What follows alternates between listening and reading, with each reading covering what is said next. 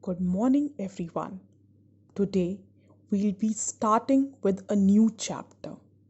The chapter which will be telling about the physical features of India, or you can say the geographical features of India, right? What does the landmass of India comprises of?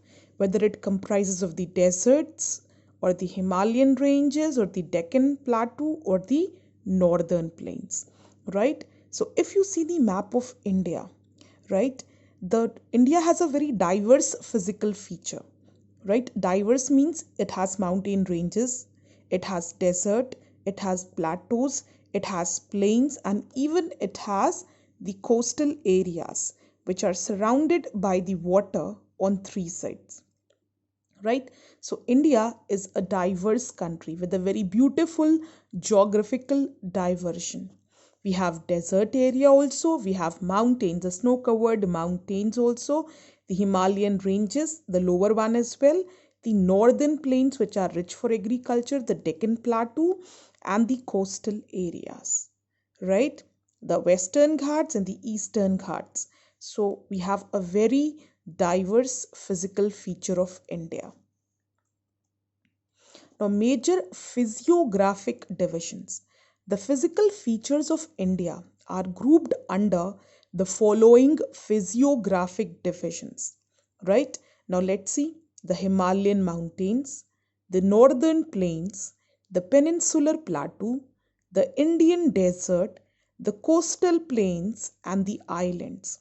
Now, we'll be studying about all these physical features one by one, right?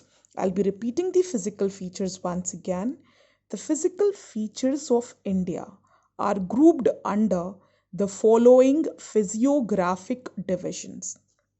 These are the Himalayan mountains, the northern plains, the peninsular plateau, the Indian desert, the coastal plains, and the islands. Now, beginning with the Himalayan mountains. Now, if you see, right, this is the map, right? This is the map showing your Himalayan mountains. This is the map of India, right? And what does this map depicts? Firstly, it is depicting your mountain areas, if you see, right? The Himalayas, which are forming a border between your China and your India, right? They are protecting, they are acting, they are even acting as a protective boundary also. They are protecting us from our neighbors.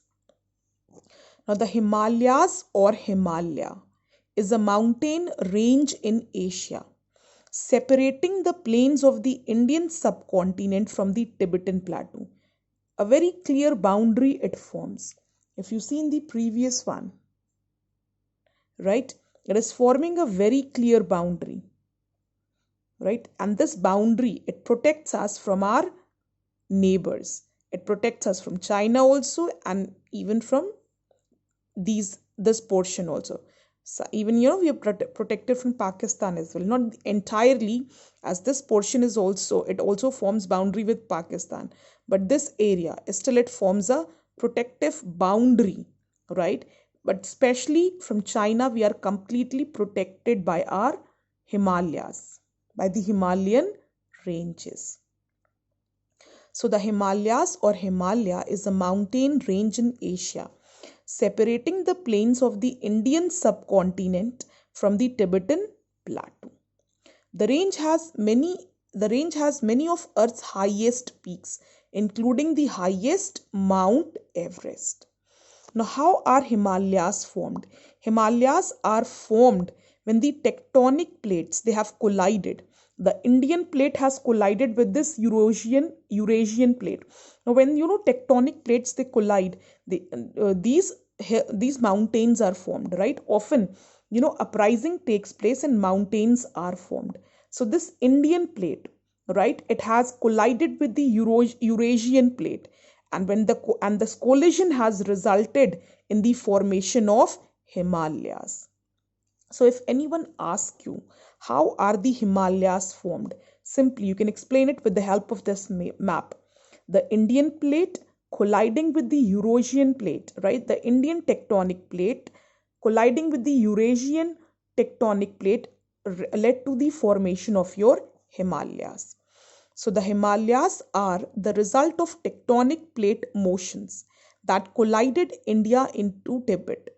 Because of the great amount of tectonic motion still occurring at the site, the Himalayas have a proportionally high number of earthquakes and tremors. The Himalayas are a result of tectonic plate motions that collided India into Tibet. Because of the great amount of tectonic motion still occurring at the site, the Himalayas have a proportionally high number of earthquakes and tremors. The Himalayas are one of the youngest mountain ranges on the planet. Now, the Himalayan mountains, which we are talking about, right? The Himalayan mountains are stretched over the northern borders of India. If you see it very clearly, it is stretched over the northern borders of India. These mountain ranges run in a west-east direction from the Indus to the Brahmaputra. Why? Because your Brahmaputra finally drains into the Bay of Bengal only. So from Indus to your Brahmaputra.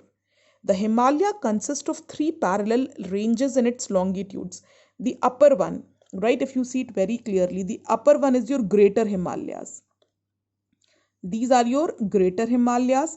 Then the lower one are called lesser Himalayas, and the lowest one are called your Shivaliks. These are your Shivalik ranges. The upper one, the lesser Himalayas, and the top one are your great Himalayas.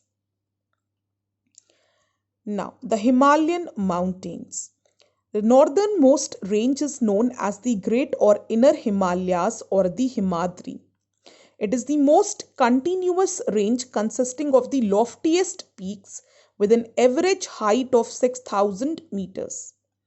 The folds of the Great Himalayas are asymmetrical in nature.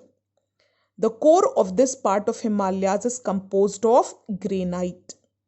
The range lying to the south of the Himadri forms the most rugged, means rough mountain system, and is known as Himachal or Lesser Himalaya. Pir Panjal range forms the longest and the most important range. The outermost range of the Himalayas is called the Shivaliks. These ranges are composed of unconsolidated sediments.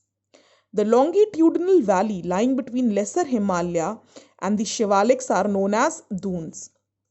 Means the longitudinal valley lying between your Lesser Himalaya and Shivalik, not exactly lying in Shivalik and not exactly lying in Lesser Himalaya, lying in between Lesser Himalaya and Shivalik. That is your dunes. Your Dehradun, your Kolti Dun, your Patli Dun are some of the well-known dunes. Now your homework. Take reference from the image and make a mini model on various types of landforms. Now this is your landform model, right? So accordingly you will make a short model, right, from the image and make a mini model on various types of landforms. Now class, what you will do is you will go through these slides once again, go through it thoroughly. If anywhere any confusion is there, right, you can ask me on your WhatsApp group. But make sure, right, that there are certain timings. A certain time has been allotted. During that duration only, you will ask me all your doubts and queries. Thank you.